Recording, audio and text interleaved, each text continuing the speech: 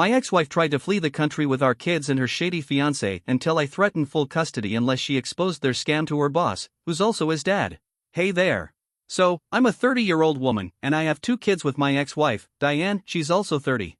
Diane and I met back when we were both in college. We weren't in the same major, but our mutual friends thought we'd hit it off since we had a lot of similar interests, so they introduced us. We went on a few dates, and it didn't take long for us to realize we really liked each other. By the time we wrapped up our 3rd semester, we were officially a couple. About 3 months after we graduated, we got married. Less than a year into our marriage, we welcomed our first child. At that time, both Diane and I had jobs, so we relied on our parents to help out with childcare. They took turns watching our son, which helped us manage things for a while. But once our son turned 1, Diane decided to leave her job and become a full-time stay-at-home mom. I was completely on board with it. He was still so young, and I agreed that it was better for at least one of us to be home with him instead of constantly leaning on our aging parents for help. Diane and I made a mutual decision: she'd handle the house and care for our son, while I focused on earning money and building a good future for us. Now, I wasn't making a lot back then, but the moment Diane left her job, I knew I had to step it up. I poured everything into work, hoping to climb the ladder and eventually land a position with better pay and more flexibility. It seemed like a solid plan, but the downside was that I started spending way more time at the office and a lot less time at home. At first, I didn't think it would be a big deal. Diane and I had talked it through, and she knew we couldn't keep living paycheck to paycheck if I didn't push for a promotion.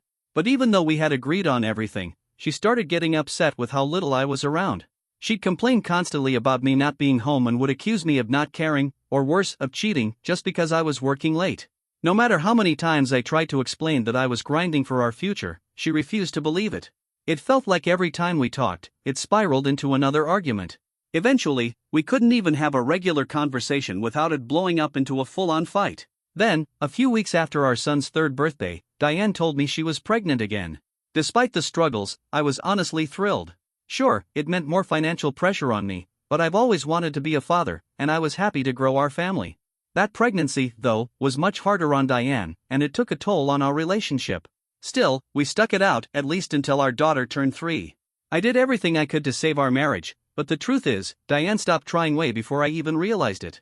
It was during her 2nd pregnancy that she emotionally checked out, and that's what hurt the most. The sad reality was that while we were good parents, we had stopped being good partners. The love we once shared in college had vanished, like it just disappeared overnight. All that was left between us was resentment and hostility. Even when she was pregnant, she treated me like I was just some guy she had to live with. And it wasn't like I had the luxury to slow down. I was still gunning for that promotion, and I had heard from a few higher-ups that I was being considered, even though I was one of the youngest on the team. I couldn't afford to let up. I had kids to raise and a future to secure. I just wanted Diane to see that.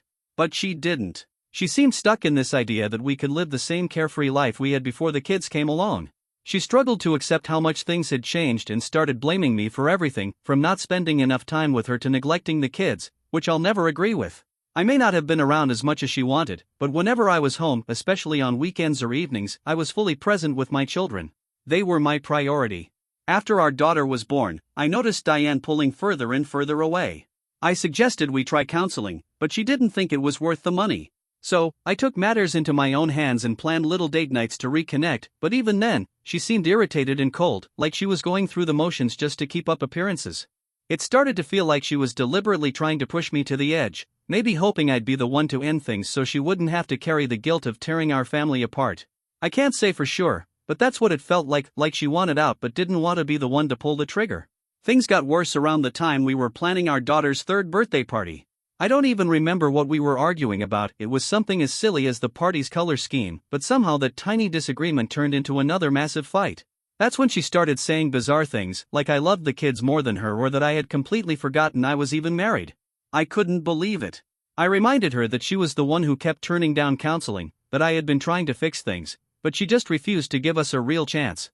Somewhere in the middle of one of our usual blame games, I think it finally hit Diane that our relationship was beyond saving. And just like that, she left. No warning, no bags packed, nothing.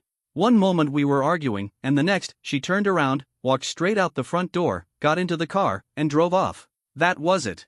I didn't hear a single word from her for days, even though I tried everything I could to reach her. I called non-stop. I drove over to her parents' place. I even checked in with every friend I thought she might be staying with. But it was like she'd vanished. About a week later, she finally showed up, but not to talk. She came back just long enough to hand me divorce papers.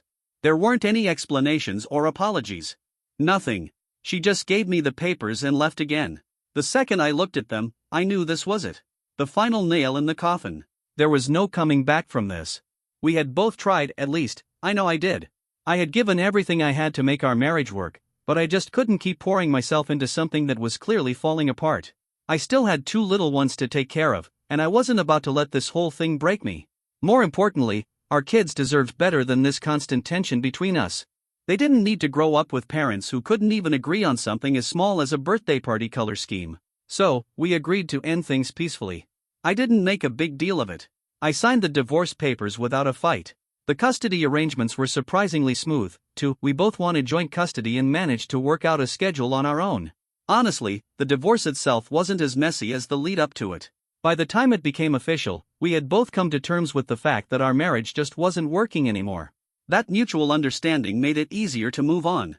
I kept the house and one of the cars. Diane took whatever she considered hers, and that was that.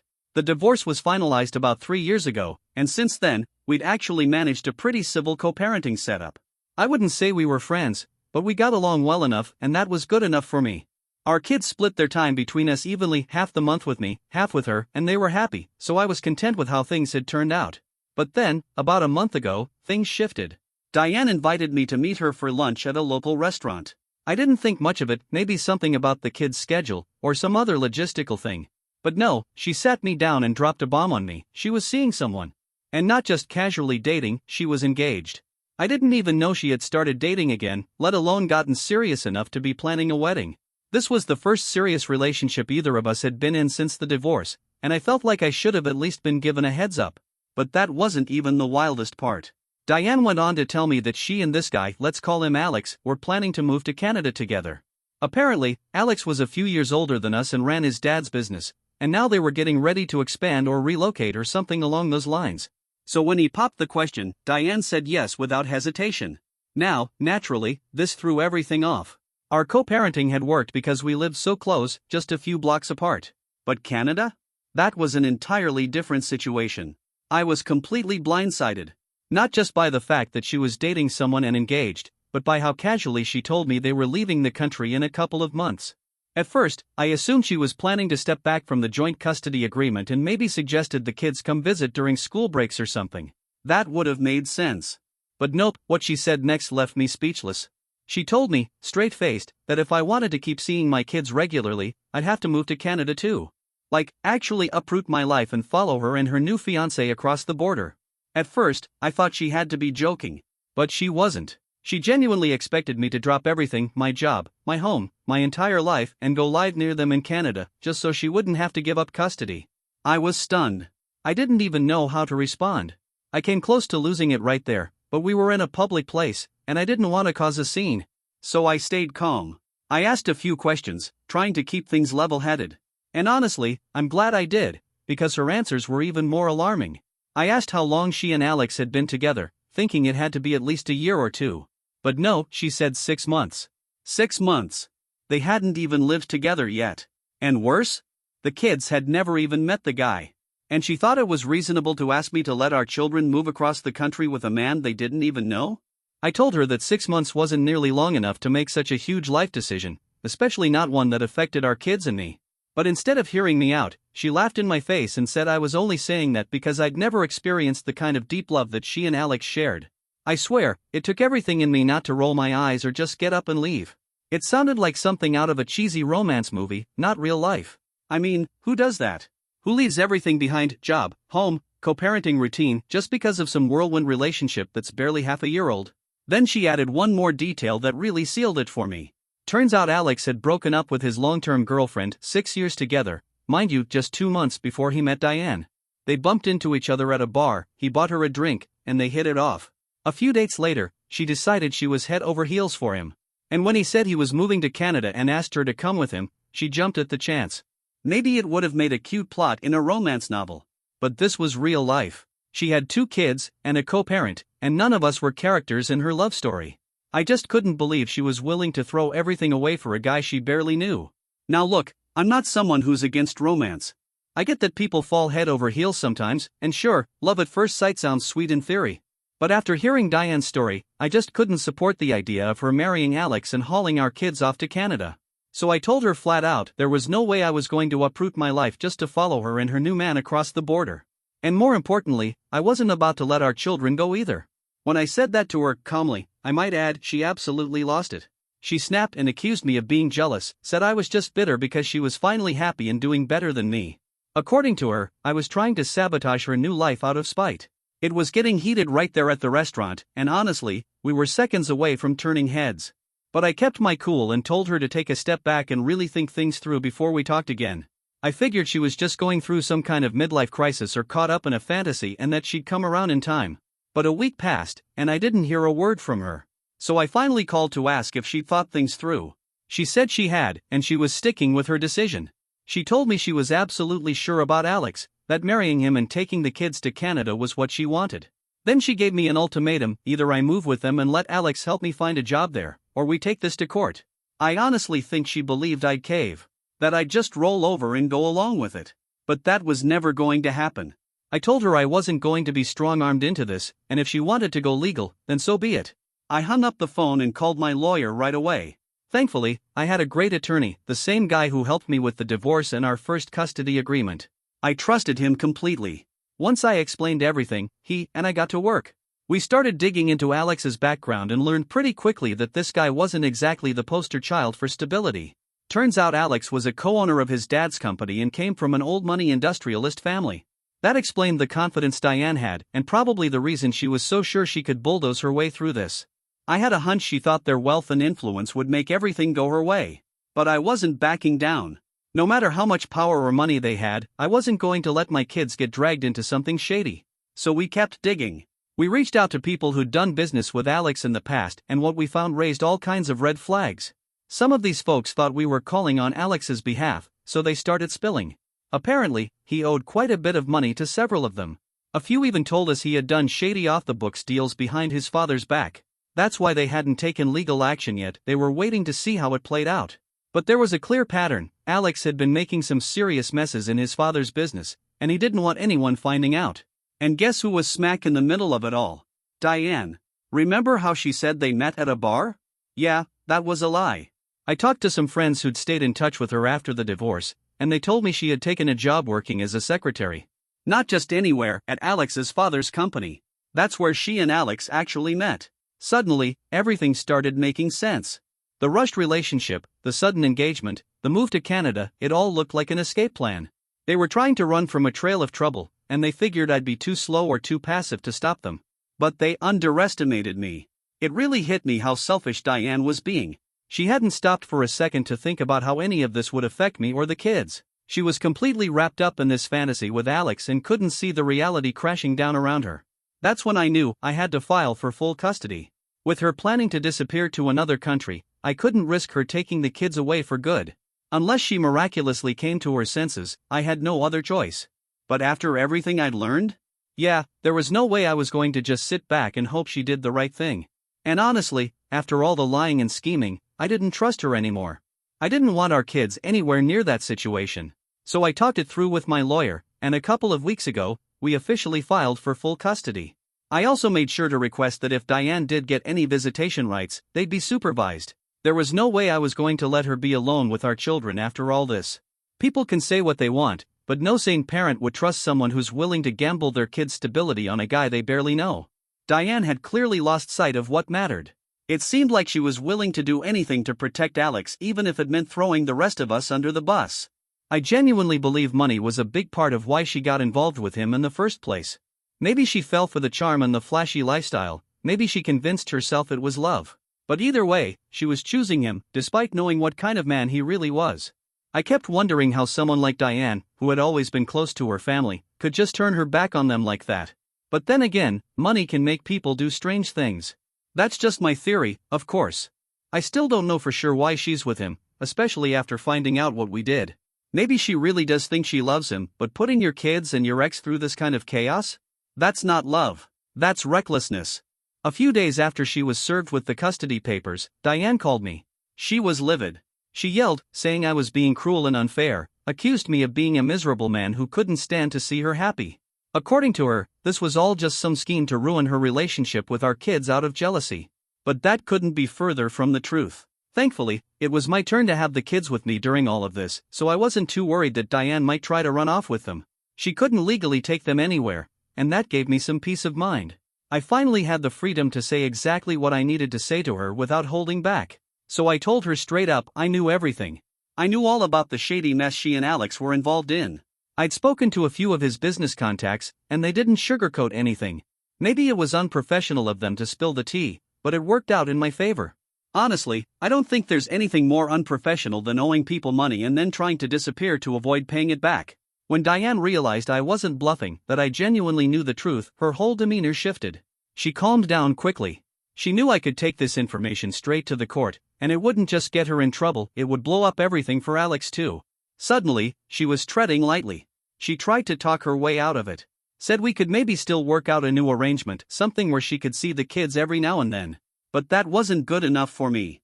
After everything I'd uncovered, I didn't want her or Alex anywhere near our kids. What they were involved in wasn't just reckless, it was dangerous. And sooner or later, it was going to catch up to them. I couldn't let my kids get dragged down with them. So I laid down one condition.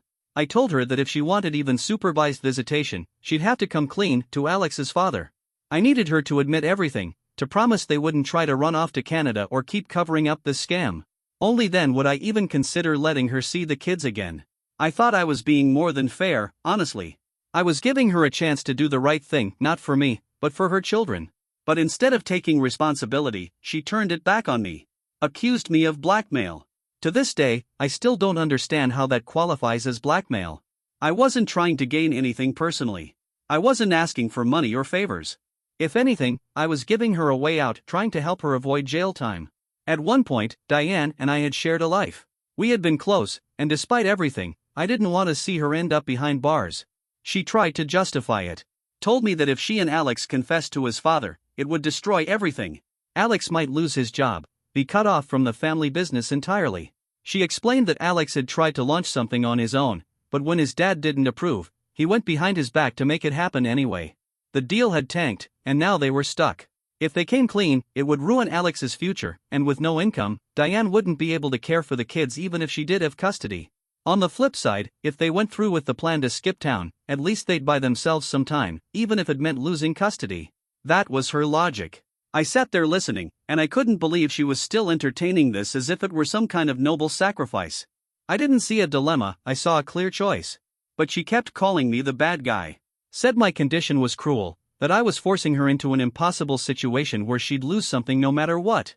Maybe I was being tough, but come on, she should have thought about the consequences when she signed up to play dirty with Alex. I was still offering her a way to make things right and stay in her children's lives. But she couldn't see it that way. She just saw me as the villain in her story. And honestly, for a moment, I started questioning myself, wondering if I was being too harsh. Was I stepping too far into something that technically wasn't my business? But my lawyer made it clear we needed to push forward with the custody case. It was the only way to ensure the kids wouldn't get swept up in their mess. I just didn't know what to do anymore. Update 1. Hey, it's been about 3 weeks since all that went down. A lot has changed. After a ton of back and forth fighting, pleading, and negotiating, I finally convinced Diane to do the right thing. She ended up telling Alex's father everything. Honestly, I think she knew deep down she didn't have another choice. The more she resisted, the deeper they were digging themselves into a hole. Trying to skip the country and leave all the consequences behind? That plan was doomed from the start. And in a surprising twist, it actually worked out better than we expected. Diane told me later that Alex's father forgave him. He wasn't thrilled, of course, but he didn't cut him off either. Alex kept his job, though he was forced to step down as a partner. His dad decided not to retire anytime soon and would be taking back more control of the company. So that's the short version of it. As for the custody battle, it's still active, but after everything Diane did to make things right, I've started rethinking my stance. I've seen how much our kids miss their mom. They ask about her constantly, drive me up the wall wanting to know when they can see her again. And Diane's been asking too. She did what I asked, she apologized, and she even admitted that she lost her way for a while. I think it's time I let this go. Update 2. So, I did it. My lawyer and I decided to pull back on the full custody push. But we didn't drop everything completely. Just to be safe, we agreed that Diane would have the kids for 1 week each month, for now. If things continue to go well, we might eventually ease back into the old arrangement where she had them for 2 weeks. Diane thanked me for agreeing, but things between us are still tense. We're definitely not friends. Not even close. And honestly, I don't think we ever will be again. Too much has happened, too many lines crossed. But that's fine. We don't need to be on great terms. I did what I had to do to protect our kids, and I have no regrets about that. Update 3. Just a quick one, it's been about a year since the whole situation with Diane and Alex blew up. These days, Diane and I only talk when it comes to the kids. Nothing more. We're not close, we're not friendly, but we're civil. That's enough. I heard through the grapevine that she and Alex got married a couple of weeks ago. It was a private ceremony, nothing big. And honestly, I wish them well. Truly. I hope they're happy. As for me, I've been seeing someone for the past few months. It's still new, but things are going really well. Life is calm now. The kids are doing great, I'm at peace, and honestly, that's all I could ever ask for.